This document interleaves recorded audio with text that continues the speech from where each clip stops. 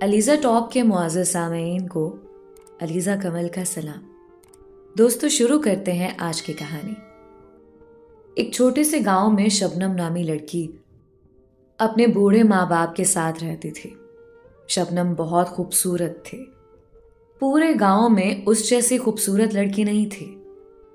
शबनम का बाप खेतों का काम करता था। गांव में एक छोटा सा प्राइमरी स्कूल था और एक डिस्पेंसरी थी। डिस्पेंसरी में अच्छी तरह इलाज नहीं होता था, पर गांव के लोग और कर भी क्या सकते थे। एक दिन एक नया डॉक्टर आ गया जो जवान और खूबसूरत था। पूरे गांव में ये बात फैल गई कि नया डॉक्टर आया है जो हर तरह के इलाज में काफ़ी महारत रखता है और इखलाक भी बहुत अच्छा है। एक रात शबनम को बहुत तेज बुखार हुआ।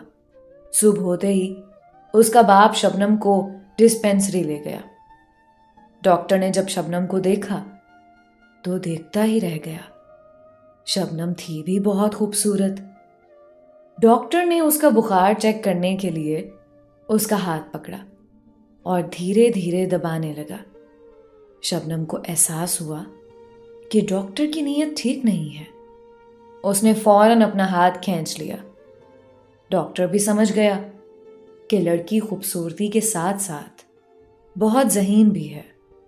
थोड़ा वक्त लगेगा। डॉक्टर ने शबनम को धीरे से कहा, आपको बुरा लगा? माफ़ी चाहता हूँ। शबनम खामोश रही। डॉक्टर की जान में जान आई कि ये शोर मचाने वालों में से नहीं है। डॉक्टर ने कुछ मेडिसिन दी। शबनम जब जाने लगी तो डॉक्टर ने कहा, जब भी ज़रूरत पड़े तो हमें खिदमत का मौका ज़रूर दीजिएगा। हम आपके लिए कुछ भी कर सकते हैं। शबनम कुछ कहे बगैर चली गई। वक्त गुजरता रहा। शबनम के बाप ने शबनम की शादी एक अमीर जिम्मेदार चाचा बख्शू से तय कर दी, जिसकी उम्र 60 साल से तजावुज कर चुकी थी। शबनम पर तो जैसे कयामत आ गई, क्योंकि शबनम सजावल से प्यार करती थी। सजावल गांव के एक गरीब मोची का बेटा था। शबनम पूरी रात रोई। रात के आखिरी पहर में उसको डॉक्टर का वो जुमला याद आया, मैं आपके लिए कुछ भी कर सकता हूं। बस उसे उम्मीद की किरण नजर आई। सुबह होते ही वो बीमारी का बहाना बनाकर डिस्पेंसरी चली गई। शबनम जब डिस्पेंसरी पहुंची तो डिस्पेंसरी में काफी भीड़ थी। शबनम ने इंतजार करना मुनासिब समझा। जब मरीज कुछ कम हुए तो बाकी मरीजों को डॉक्टर ने बहाना बनाकर वापस भेज दिया। डॉक्टर बहुत खुश था। शबनम से पूछा, जी जनाब, मैं आपके लिए क्या कर सकता हूं? शबनम रो पड़ी। डॉक्टर ने पानी दिया। जब शबनम के हवास बहाल हुए तो कहने लगी, मेरे साथ बहुत ज्यादती हुई है। डॉक्टर ने पूछा, क्या हुआ? शबनम ने कहा कि मेरी शादी एक बूढ़े शख्स से की जा रही है जो कि मेरे बाप की उम्र का है। प्लीज आप कुछ कीजिए। डॉक्टर ने कहा, आप फिक्र ना करें, हर मसले का एक हल जरूर होता है। शबनम ने कहा, मैं सजावल से प्यार करती हूँ। डॉक्टर ने पूछा, कौन सजावल? शबनम ने कहा, वो यहाँ के मोची का बेटा है। 5-6 साल से हम दोनों एक दूसरे से प्यार करते हैं। डॉक्टर को बहुत बुरा लगा। फिर उसने सोचा, मुझे इससे क्या, मैं तो अपना काम करके रहूंगा। फिर डॉक्टर ने शबनम से पूछा, शादी किसके साथ हो रही है? तो शबनम ने कहा, चाचा बख्शू से। डॉक्टर ने कहा, इसका तो आसान हल है मेरे पास। शबनम खुशी से डॉक्टर को देखने लगी। डॉक्टर ने कहा, चाचा बख्श इलाज के लिए मेरे पास आता है। वो हाई ब्लड प्रेशर और शुगर का मरीज है। बस मुझे दवाइयों में कुछ अदला बदली करनी है। वो ज्यादा दिन नहीं जिएगा। शबनम तशक्कुर आमेज निगाहों से डॉक्टर को देखने लगी। डॉक्टर के चेहरे पे एक शैतानी मुस्कुराहट आ गई और कहा, इसमें मेरा क्या फायदा? शबनम ने कहा, काम हो जाने पर मैं आपका काम कर लूंगी। और डॉक्टर से वादा करके चली गई। कुछ दिन बाद गांव में ये बात फैल गई कि चाचा बख्शू बहुत सख्त बीमार है और इसी बीमारी में उसकी मौत हो गई। डॉक्टर इंतजार करता रहा पर शबनम ना आई। शबनम की शादी उस मोची के बेटे से हो गई। शबनम बहुत खुश थी।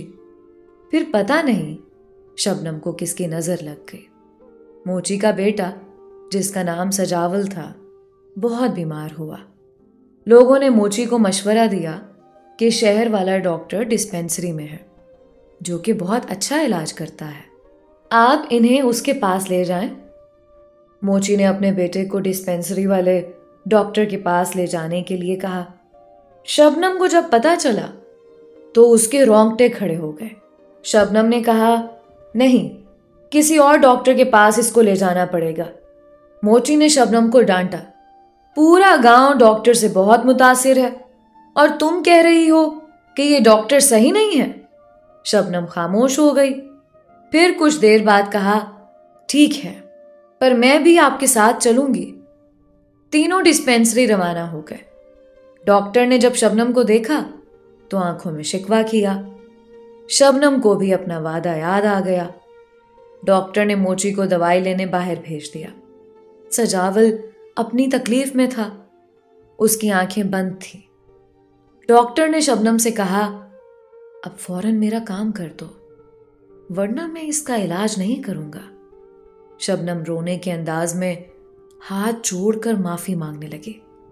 खुदा के लिए मेरे शौहर को बचाओ, आज मौका नहीं है, 2-3 दिन बाद मैं जरूर आ जाऊंगी। डॉक्टर ने कहा, चलो ठीक है, पर मुझसे और इंतजार नहीं हो रहा। शबनम ने हाँ में सर हिलाया। इस दौरान मोची दवाइयां लेकर आ गया। डॉक्टर ने कुछ इंजेक्शन लगाए और कुछ जरूरी अद्वियात देकर शबनम से कहा, परहेज का ख्याल करना। शबनम समझ गई। वो तीनों घर चले गए। सजावल पहले दिन से काफी बेहतर महसूस करने लगा। शबनम भी अपना किया हुआ वादा भूल गई। कुछ अरसे बाद पूरे गांव में हैजा का मर्ज फूट पड़ा। शबनम को जिस बात का डर था वही हुआ। सजावल भी हैजे की जद में आ गया। मोची ने सजावल को डॉक्टर के पास ले जाने के लिए कहा। इस बार शबनम के औसान खता हो गए। शबनम ने पूरी कोशिश की डिस्पेंसरी ना जाने की, पर और कोई ऑप्शन नहीं था। मोची ने बहुत गुस्से में शबनम से कहा, तुम मेरी मां मत बनो। जो भी डॉक्टर के पास गया है वो ठीक हो चुका है। पता नहीं तुम्हारा दिमाग खराब हुआ है कि क्या मसला है। शबनम खामोश हो गई और फिर कहा, चलो ठीक है, मैं भी तुम लोगों के साथ चलती हूं। डॉक्टर को हैजे के बारे में पता चला था। वो शबनम का बेचैनी से इंतजार कर रहा था। शबनम जब पहुंची तो डॉक्टर की आंखों में गुस्सा और शिकवा महसूस किया। डॉक्टर ने जल्द मरीजों को रुखसत किया और सजावल को लिटाया, जो कि बेहोश पड़ा था, और मोची को जानबूझकर ड्रिप और दवाइयां लेने के लिए काफी दूर भेजा। शबनम डर की वजह से सहमी हुई खड़ी थी। माथे पर बार बार पसीना आ रहा था। डॉक्टर बोला, अब आया ना ऊंट पहाड़ के नीचे। शबनम जमीन को देख रही थी।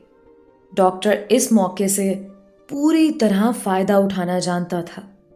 मसला काफी गंभीर है, इसकी जान भी जा सकती है। डॉक्टर ने फातिहाना अंदाज से कहा। शबनम को अब सारे रास्ते बंद दिखाई दिए, फिर भी कोशिश की। डॉक्टर साहब, 3 दिन बाद मैं आऊंगी, पक्का? डॉक्टर बोला, नहीं नहीं, अब मैं इतना भी बेवकूफ नहीं हूं। शबनम को कुछ समझ नहीं आ रहा था कि क्या करूं। उसने एक और पैंतरा आजमाया।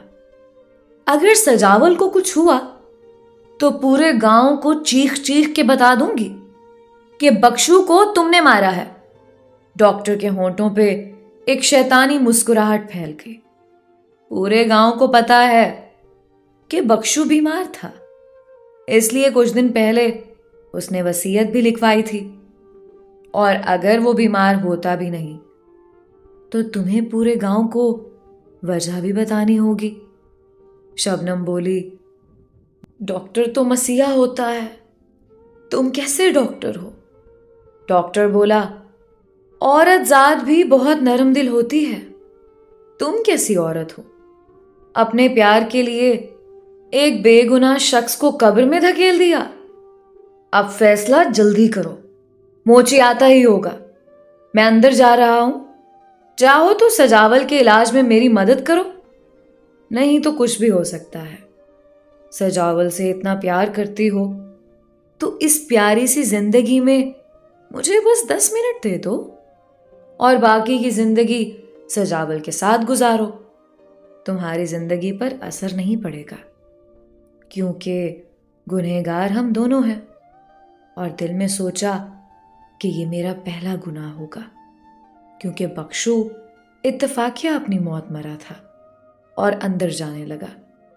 शबनम की आंखों पर अंधेरा छा गया। वो भी एक हारे हुए जुआरी की तरह पीछे पीछे चलने लगे। कुछ दिन बाद सजावल बिल्कुल ठीक हो गया। ठीक क्यों ना होता, शबनम ने उसकी जिंदगी की पूरी कीमत चुकाई थी। दोस्तों, ये थी आज की कहानी। अपनी राय का इजहार कमेंट्स में ज़रूर किया करें। मिलते हैं एक नई कहानी के साथ। तब तक के लिए अलीज़ा कमल को इजाज़त दीजिए। खुदा हाफिज़।